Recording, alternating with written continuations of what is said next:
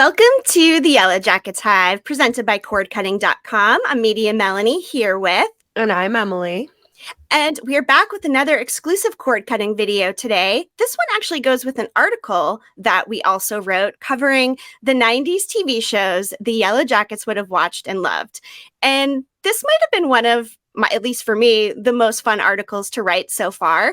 As you guys all know, we love 90s TV. So picking a show for each of the teen Yellowjackets was a lot of fun, and we hope you like the choices we arrived at. However, if you think that we're wrong or there's a better show for each person, please let us know. Drop a comment, because there are so many 90s TV shows to choose from. Yeah. It was actually really, really difficult. There really are so many. I personally have a huge affinity for Beverly Hills 90210. That and Saved by the Bell were my favorite 90s shows. So today I've brought my collection of Beverly Hills 90210 Barbie dolls here.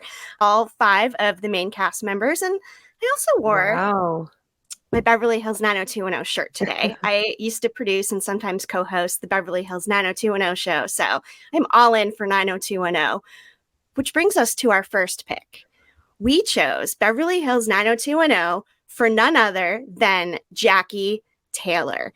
Like, Jackie would have been all in for the drama on Beverly Hills 90210. What do you think, Emily? Yeah. I mean, I've only seen like a couple episodes here and there of the show, but it definitely embodies Jackie for sure. Jackie Taylor is actually the name of Kelly Taylor's mom in Beverly Hills 90210.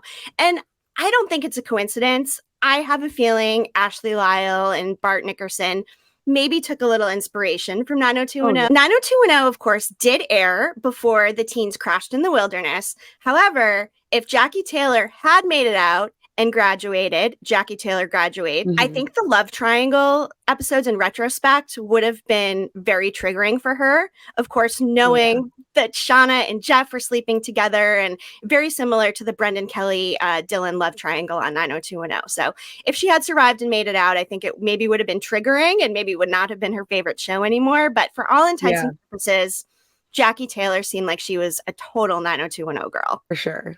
She was the popular girl, and that's definitely like the show that was popular with the popular group of kids in school. She was. And I do think she would have been the Donna Martin of the group at first, like the virgin, kind of innocent, got a really good style about her. But she would have morphed into Brenda because, of course, the love triangle situation. Next up on our list, we have Nat, and we have My So-Called Life. Did you watch this one, Emily? I have not, but I love Jared Leto, so I feel like I should give it a shot. Oh my God, this was such a quintessential 90s show. It was on ABC. It aired in 1994. It was full of teen angst. There was a lot of situations of peer pressure. One of the lead characters, AJ Langer, who played Rayanne Graff, I feel like had this kind of style and kind of like wild girl vibe about her, similar to Nat. So when I was thinking about Nat, this is the first show that came to mind. It only ran one season, but I can just picture her having like brooded over Jordan Catalano, who's of course Jared Leto's character, kind of like the bad boy. And, you know, I could see her like drinking behind the school with him, or I don't know, having a poster on her wall of Jordan Catalano. I just feel like this was an all Nat show for me. Could not have picked a better one, I don't think. It sounds like a good pick. I mean, like we said, there's so many 90s shows that I feel like I've watched a lot, but there's still so many that I've never seen. Yes, this is a good one, and it's pretty easy to watch. Like there's only the one season. Characters are great. Claire Danes is, of course, awesome. This was one of her earlier shows, and she's come such a long way since then, of course. So highly recommend My So-Called Life. And I feel like Nat wouldn't have watched a lot of TV, but if she did, she would have been home tuning into My So-Called Life every week. Yeah. Robert Stack, OG Citizen Detective, Unsolved Mysteries. Can you guess where we're going with this one? I would hope they can guess. Misty fucking Quigley, you guys. Misty Quigley, Unsolved Mysteries. There is no way that she would not have been all over this show. Although I feel like there's some good backup contenders. Cold Case Files, OG Law and Order would have been a good fit. But also, if we're thinking like a sitcom Misty would have watched, I think it would have been Friends. Yeah, I could see that for sure. I Just definitely think that choosing Unsolved Mysteries was the perfect choice for her, though. Oh my God, absolutely perfect. I think it's great. Of course, maybe this is where she got her citizen detective interest, and this first sparked her interest in crime. Robert Stack, by the way, his voice, so great. They have the new Unsolved Mysteries, of course, but nothing will ever compare to OG No, Unsolved Mysteries, like no, ever, ever. nope. I remember watching that as a kid, and I used to get so creeped out, but I still wanted to keep watching anyways. Same. And I just feel like Misty would have been like glued to her television every week watching Robert Oh, Stack yeah. and Unsolved Mysteries, 100%. Yep. But if she wasn't, again, Friends was maybe a good backup for her. I just think her desperation to like have friends and fit in maybe would have, made it kind of an affinity towards that show for her. But number Mhm. one pick for Misty overall, 100% Unsolved Mysteries. Yes. And now that brings us to Daria. Emily, give us a rundown of which character we chose for Daria. Well, of course, we chose Shauna Shipman slash Sadecki for Daria. That's only fitting given the fact that in the first season, she references Daria directly to Callie and says, the people who recognize Daria matter. That's right. That's right. And of course, that was in the Halloween episode, which was Blood Mhm. Hive, I believe, episode Yeah. 5. Yep. Yep. And that was interesting because Callie was giving Shauna crap. And then, of course, she dressed up in what she thought was Shauna's old soccer uniform. Well, Mhm. turned out it was actually Jackie's, which ended up being in kind of poor taste. Of course, they went to the rave that evening. Yeah. If Callie and Shauna had just stayed home and like bonded over some episodes of Daria and she let Shauna wear her costume, would have been a whole different night for them. For sure. Yeah. I don't think Callie would have been on Molly in front of her mother. No chance. Definitely no chance. So there was basically no other pick for Shauna. It obviously Yeah. had to be Daria. She told us that she liked Daria. I love Daria. I used to love that show. I never watched it. This is one that I actually never Really? watched. It was a little like too mature for me when I watched it actually, but watching it as an adult, like I appreciate it so much more. You would Hmm. definitely like it. All right. I'm going to have to give it a whirl ski. I will definitely do that. All right. Next up, we have Will and Grace. Any guesses as to who we chose for Will and Grace? It's so perfect. Van Palmer, you guys. Vanessa Palmer, Will and Grace, all the way.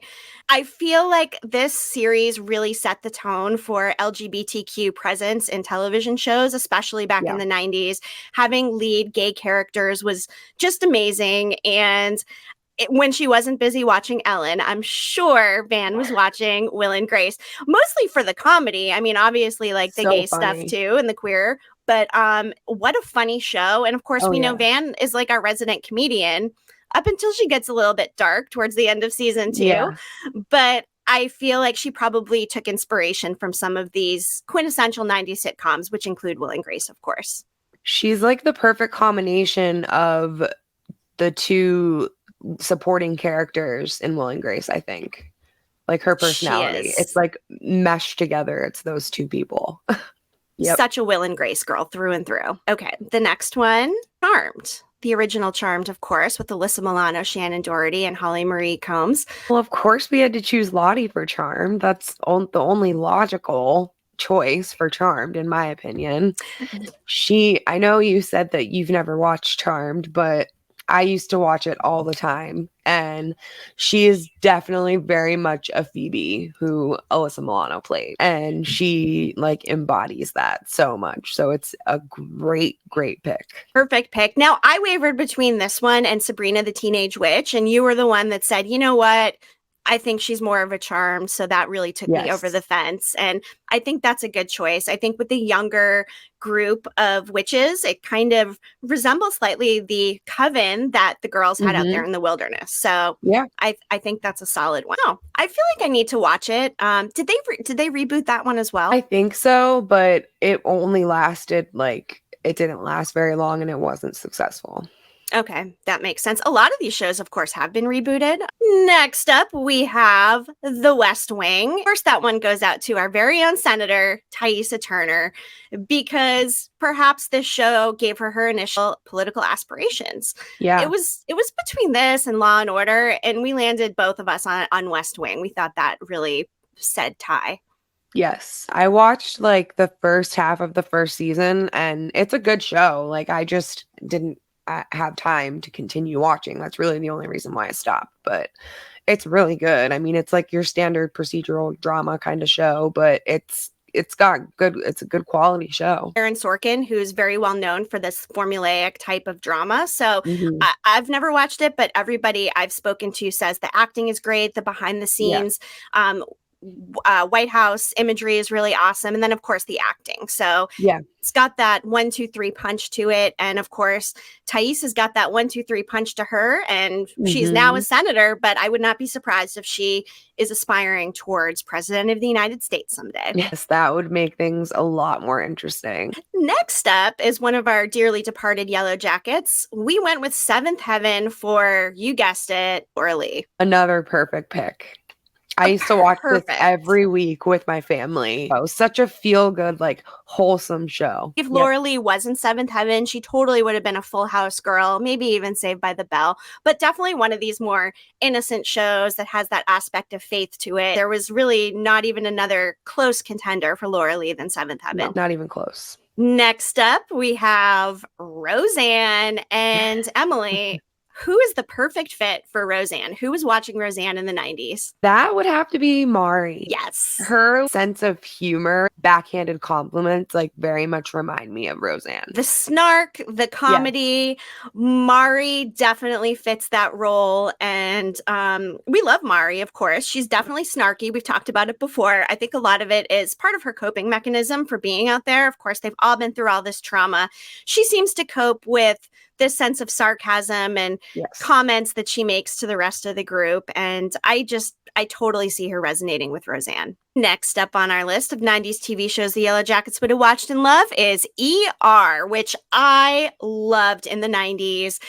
I can totally picture Akilah, all about Cook County General Hospital. We know, of course, in the wilderness that she did this incredible stitching job on Van's face after her wolf attack. And I wouldn't be surprised if we end up seeing adult Akilah that she will be a successful plastic surgeon. I mean, if that did not inspire her to go into a medical field, I don't know what would. I do think she was at home watching ER. I just feel like she has this affinity towards medical stuff. So I think if she survived, it would be paging Dr. Akilah, and she would be doing all these awesome reconstructive surgeries, plastic surgeries, because she got her start out there, and she nailed it. Van's scarring was pretty minimal, given her face was basically eaten by wolves. Material that she had to use, like, she had like a hook. It wasn't even like a needle. It looked mangled and like old and like Infection City. Amazing that Van actually survived that, and we've talked about this before too.